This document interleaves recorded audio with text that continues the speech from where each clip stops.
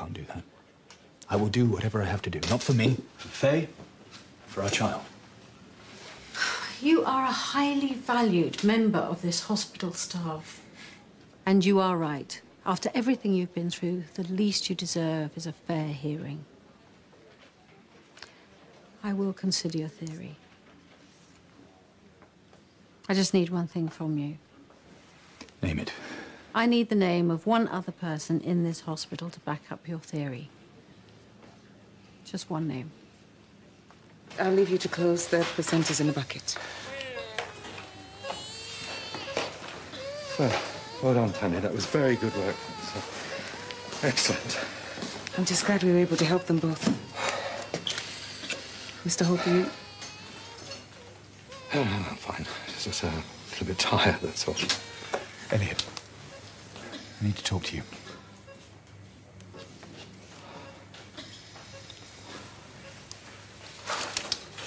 One of your ovaries was badly damaged by the endometriosis, and it had to be removed. Unfortunately, when we removed the adhesions from around your uterus, there was a huge bleed. There was a risk that with all the blood loss, you might not have made it. We had no choice. Go on. We had to remove your womb. I'm sorry. Don't be. It's a relief in a way. Now I'll be able to focus on my work. We're married to our careers, aren't we? Women like us. Everything else is just a distraction.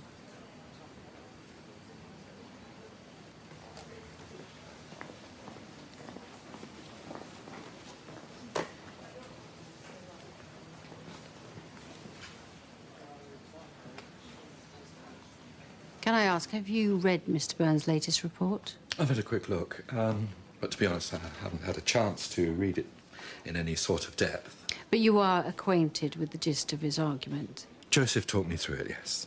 Okay. In your professional opinion, do you think his theory is possible? Well, it's certainly possible, yes. So you would be prepared to put your signature to Mr. Burns' report as a senior consultant? Mr. Hope? Come on, Elliot. It's absolutely conclusive.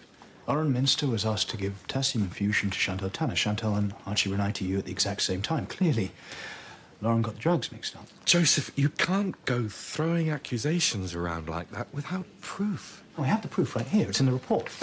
Times are exactly matching. Why is nobody listening to me? I think this is a matter for the coroner and the police. I'm sorry, Joseph.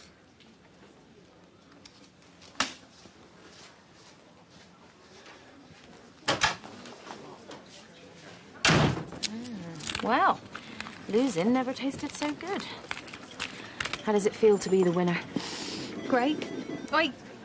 Maria Kendall, the new face of infection control. Nice. Miss Jackson, I hate to interrupt your conversation. Maybe you could get back to work? Yeah, sorry, matron. I was just taking a moment out to enjoy my second prize. Maria, I forgot to mention earlier, the infection control position comes with a small salary increase for your additional duties. Really? What kind of increase? If you come and see me in my office later, I can give you the details. Sure, that's great. Thank you. Sounds like you'll be able to buy all the chocolate you want. I don't have whiplash, all right? I never had whiplash, and if it wasn't for this stupid twonk-like looking neck brace, I totally would have won that competition. Perhaps you should also come and see me in my office, Miss Jackson.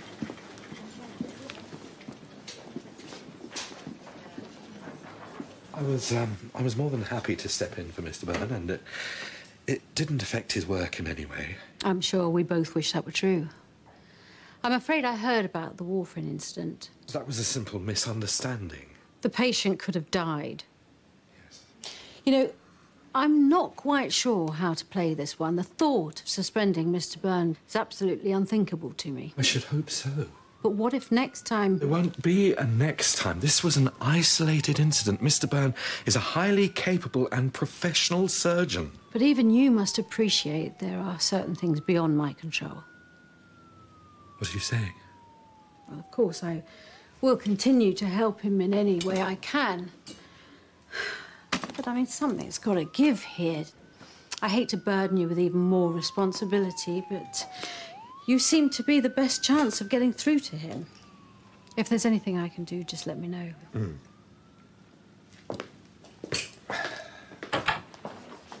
Oh.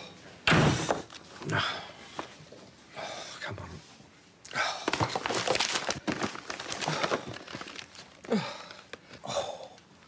Oh.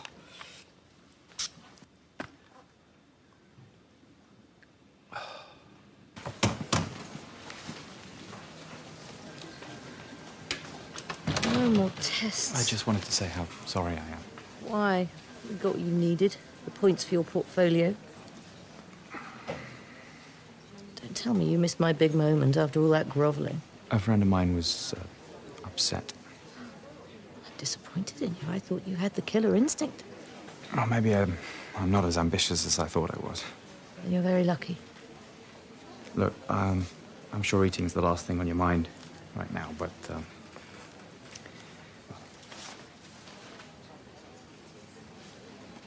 Chicken soup? or chicken and sweet corn. I'm guessing your grandmother wasn't Chinese, but it's the best I could do. I thought I was nil by mouth. Yeah, I realised that as I wheeled it out. Maybe you can microwave it later. I'm an award-winning chef, and you're offering me reheated, MSG-laden soup from a Chinese takeaway. I couldn't think what else to do. Thank you. So, was it worth it? Worth what? Missing the operation. Did you manage to make your friend feel better? No, actually, I think I made things worse. So why are you here talking to me? I want to see my baby. I want to see my baby. Kelly, thank you. Kelly, you're currently hooked up to a cardiac monitor, a drip, a catheter, a pulse oximeter. You're physically incapable of leaving your bed, and your baby needs to stay in intensive care for now. Says who? I told you, didn't I, Grandad? I had the whole birth plan worked out.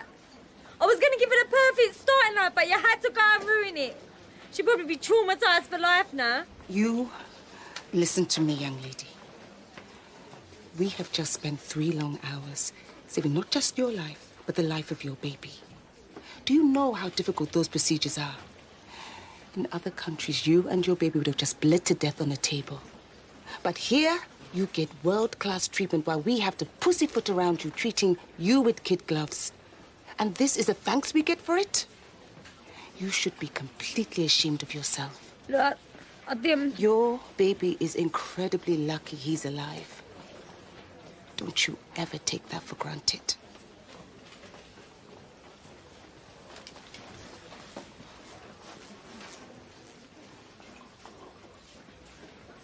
Hey. Before you say anything, I know that was completely unprofessional. So go on, say what you have to say. Actually, I'd say that was precisely what was required.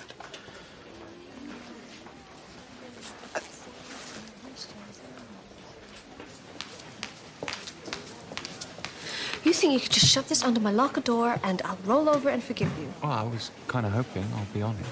What is wrong with you? Whoa, whoa. It's just a sheet of paper. Merry Christmas. Well, it's the start of December. So I'm a little early. I can't accept this. Well, that's a shame, because it's a non-refundable ticket, and I have no intention of spending Christmas in the Philippines. Lovely, though, I'm sure they are.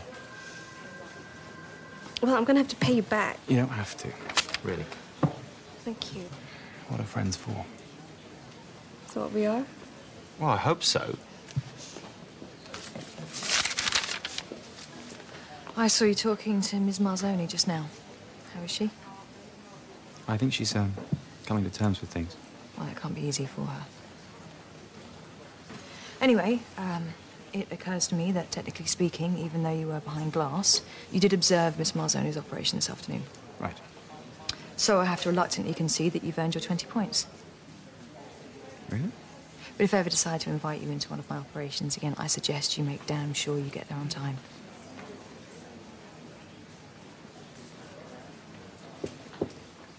I'm not going to beat about the bush anymore, Joseph. I have supported you as much as I can. You left me high and dry in front of the CEO. No, Joseph, you left me high and dry. I have spent today covering for you, but enough is enough. I can't put my own health at risk just so that you can pursue a misguided and, quite frankly, dangerous course. I know my theory's right. You think your theory's right. So I'm deluded? I will do everything I can to help. But this has got to stop. You put a patient's life at risk today. You put me in an impossible position, and you showed an absolutely cavalier disregard for our chief executive and the board. Can you imagine what it's like? Coming into work every day and facing colleagues who can't look you in the eye. Who look away in embarrassment because they're convinced your wife is a murderer. I'm sure no one... She didn't do it, Elliot. She couldn't.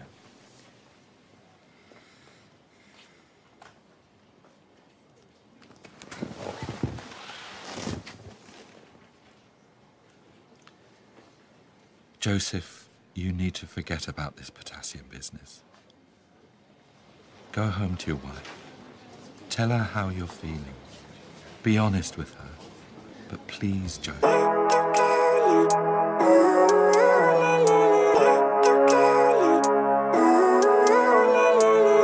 Living life, every day, late at night, not okay.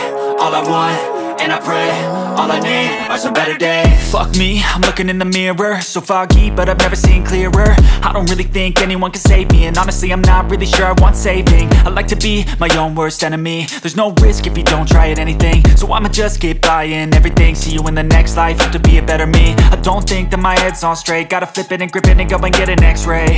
What's wrong with me? I just feel weight pushing on my chest and it squeezes till I suffocate. Better change my mindset, meditate. It's pretty cool that I'm alive and have better days. I could walk, see, hear, I should celebrate. Think I could change my mind, maybe elevate.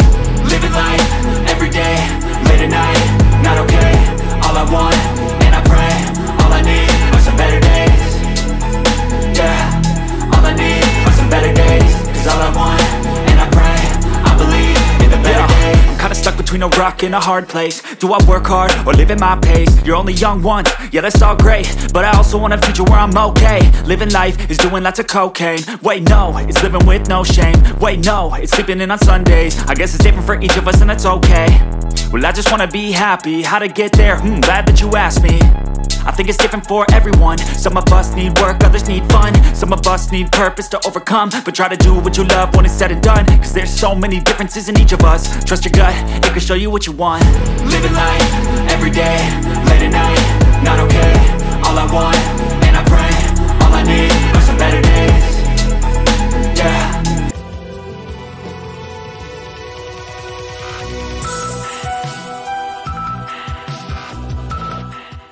To change the future or not, it's a tough choice for Tamsin Outhwaite as exciting new drama Paradox continues.